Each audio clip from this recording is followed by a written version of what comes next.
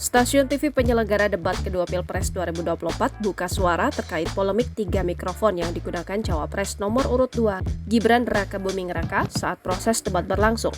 Pihak stasiun TV memastikan tidak memberikan keistimewaan bagi salah satu peserta debat.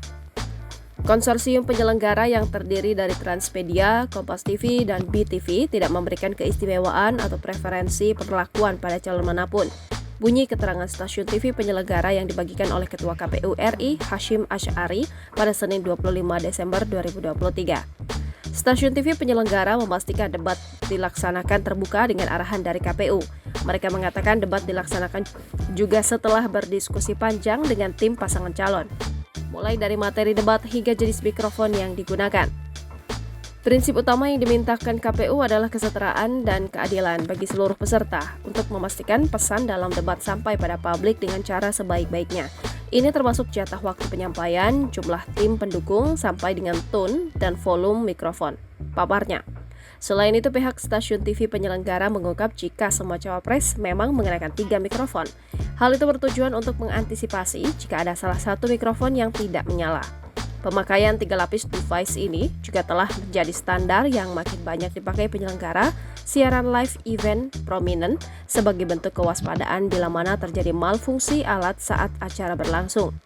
Berikut 3 lapis device yang dimaksud: mikrofon skin tone countryman yang menempel di pipi melalui cantolan telinga dan kabelnya melingkar di belakang leher peserta, serta transmitter body pack yang dipasang di celana atau pinggang bagian belakang atau saku celana peserta. Clip-on body pack menempel di baju juga dengan transmitter body pack yang dipasang di celana atau pinggang bagian belakang atau saku celana peserta. Mikrofon dengan WHM atau wireless handle microphone diletakkan di tiap podium peserta. Lebih lanjut, pihak stasiun TV penyelenggara mengungkap dari hasil evaluasi debat perdana, KPU meminta untuk disiapkan antisipasi akses audio berlapis.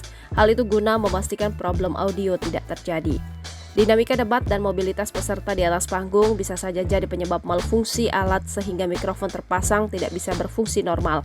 Keputusan memakai 3 lapis device sekaligus ditujukan agar tiap lapis alat dapat menjadi cadangan jika alat yang lain bermasalah, ungkapnya.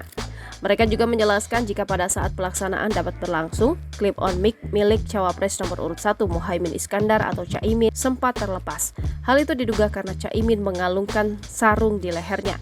Meski begitu, kualitas suara Caimin masih tetap terdengar lantaran adanya 2 cadangan mikrofon lainnya. Ketiga tim peserta memahami dan menyepakati seluruh detil pengaturan event yang telah didiskusikan berkali-kali secara maraton dengan konsorsium penyelenggara, tuturnya. Diketahui sebelumnya Roy Suryo mencuit soal Gibran Rakabuming Raka. Roy menyebut Gibran mengenakan 3 alat saat debat Cawapres.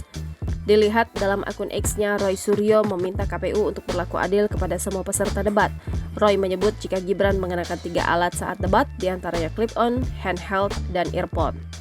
Download Tribun X sekarang, menghadirkan lokal menjadi Indonesia.